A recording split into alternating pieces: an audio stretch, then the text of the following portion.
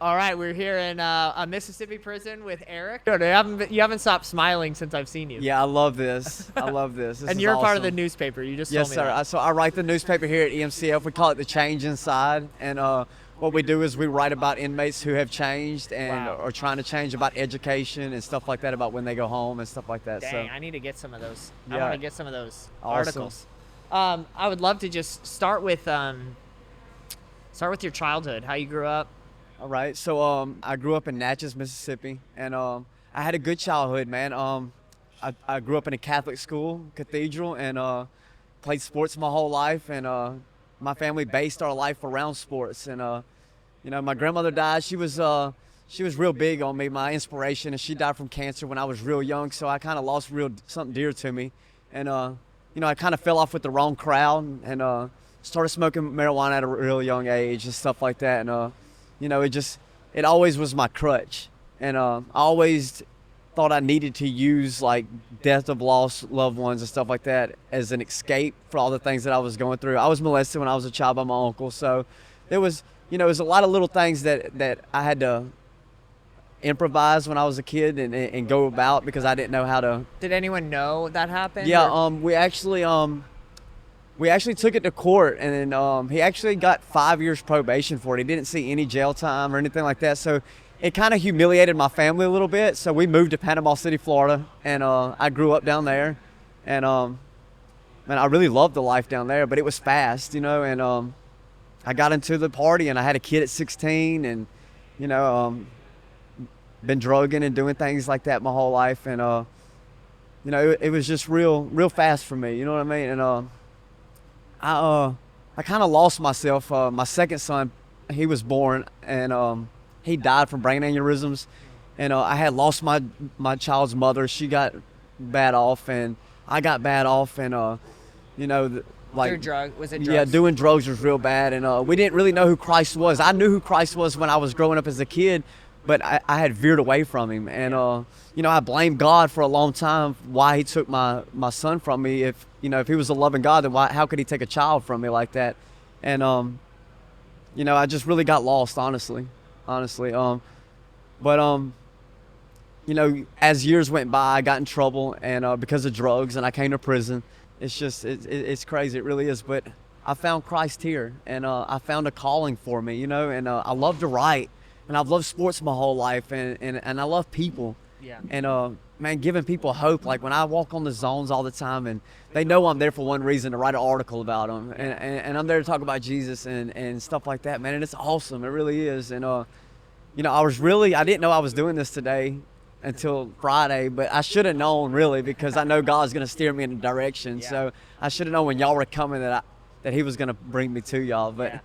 man, I'm very excited about this. Yeah. Tell me, how many times were you in and out of prison? So this is my third time. Okay. A part of my parole when I got out the last time was go to a rehab when I got out. So I went to a place called the Pines and Katy Hill in Columbus, Mississippi, and this girl was there, and I met her, and we ended up getting married. And I got bad off with this girl from the rehab too. Well, for 4 or 5 months we did great.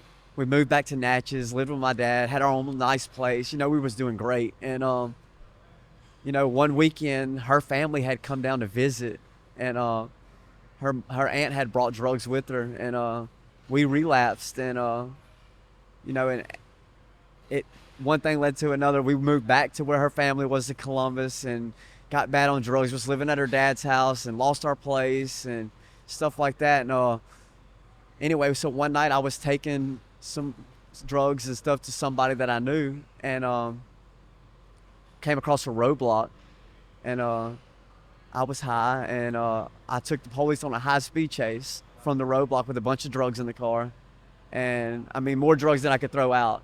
So, and I killed somebody in a car wreck. I hit somebody and killed him in a car wreck, and here I sit now, and with a lot of remorse of why me again, you know what I'm saying? Why him? Why did you take him in the car wreck, God, and not me? You know what I'm saying? I just killed an innocent person in a car wreck, and so that's kind of been hard on me my whole life. It's always like I'm hurting other people in my life, and I'm not the one paying for it, which I mean I am paying for it, but I never understood why, like, my son died.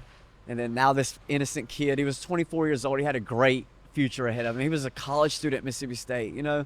But, everything does happen for a reason. It's God's plan, not mine, right? And I knew the time I was going to get. And with me, I guess owning up to everything that I did and letting them know, like, I didn't want to go to court. Like, I kept it out of court, and I told the family that I would sign whatever they wanted me to sign. I would do the time. We don't have to go in front of a news people or none of that. I did what I did. And so they really blessed me, honestly. Like, I have a parole date in 2037, and I really don't deserve that. You know what I'm saying? Honestly. But who am I to say what God's plan is, right? So when I came here to prison, my focus was to get my life back, right? And my wife, she was still with me for a while, for 3 years actually. And she just left one day, and that kind of crushed me. Everybody leaves me all the time. And so I got bad on drugs again while I was in prison. And I got moved to this prison, and I had met Chaplain Partridge. And one day I just told her, I said, I can't do this anymore. And she prayed with me and gave me a Bible. And since then, man, I've been drug free. I haven't done anything. And like, I'm in this alcohol and drug program. I help teach alcohol and drug in the facility. I write a newspaper. Like, I preach on Saturdays every now and then. Like, God's using me for real. And I'm very blessed to be able to be used by him. And I care about people a lot. And I tell people all the time, like, you don't have to be free just to be free. Like, I'm more freer right here in prison than I've been in a long time in my life, man. A long time. I might not have all the restored things that I need back, like my son and my child's mother and stuff like that. But I've got these guys, and when I walk on the zone, these guys know that I'm there to love them and give them hope. And man, I mean, I'm just blessed, really. Like, you're here today. Like, this is a blessing to me. Never in a year and a half ago, you would have asked me if I'd be sitting here today doing an interview in a prison. I would have said, not me. Wow. Not me. So I didn't think I would be alive a year and a half ago today. You know what I mean? Yeah. So it's really a blessing. Tell me how you came to know Jesus when you got that Bible. Like, how did it all connect for you? I've always knew Jesus, right? And I've studied scripture my whole life. And like I said, I went to a Catholic school. And just because I played sports, right? There was the best school for the best sports in that county, right? And so my dad kept me there. It's not that I was Catholic, because I wasn't. And my belief actually is different from the Catholic belief, but I just went to that school because of the sports that was there. And it was a great school. It wasn't a public school. It was a private school. And so I've always known who Jesus was. I just blame God for taking things out of my life. And really, it wasn't. Now that I look back on it, it was that I was paying for the things that I was doing wrong, right? They say reap what you sow, right? And when I started understanding what the word reap means, it means to cut or remove, right? And I understood the things that I was sowing into people's life was bad. I might have been supporting me and my family, but the things that I was doing to other people was bad. So he had to start cutting and removing things out of my life. So when I hit rock bottom, I can know that the only way I got out was him. And I did. I hit rock bottom. And the only way that I got out is through Jesus Christ. That's it. And, I tell people all the time, I said, how I knew God was there is I look back over my life, all of the times that I didn't have nobody else. And there was no other explanation of how I got through something but him. And I can honestly count the times on my hand that the God got me through something more than anybody else that I ever do in my life. You know what I mean? And I was like, it's common sense, right? Like, how would I not acknowledge God? How would I not? And so when I was done and I started studying scripture more, I would wake up in the middle of the night with things that were being told to me, right? And I would write them down. And now it's led to, I've wrote almost a whole book right now that I'm working on. And, it might not go nowhere, but then again, it might. But God's inspired this book. He's inspired this newspaper that I'm writing. He's put people in my corner to help me. You know what I mean? Even when I get out of this prison now, this won't be the last prison that I go to. I plan on going to many of them when I get out of here. So, I love that. yeah. Tell the people listening, why should they follow Jesus? I mean, it's the truth. Like, honestly, I mean, if you want to be able to feel love in life, right? If you want to be able to give love, in order to get love, first of all, you have to give love, right? In order to feel love, you need to show some love. And God is love, right? Corinthians tells you, like, that's what he is. He's love. And I don't know, man, like, my biggest reward in my life has been right here what God has blessed me with so far. You know, when I walk down the hallway and I got people looking at me, wardens and you guys, you know what I'm saying? Like, it's a blessing to know that God put people in my life. And I'm like, and then I ask him sometimes, I'm like, why me? Why are you blessing me so much with the things that I've done? And, you know, he tells me, you know what I'm saying, stop asking me why and just start looking at why don't you deserve this? You know what I'm saying? So that's what I do now. Why not me? You know, instead of why me, why not me? So, like, if I could tell anybody one thing about Jesus, I would have to say,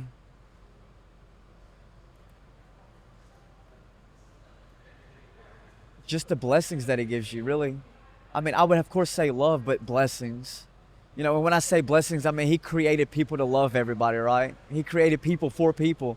Like, isolation is not good.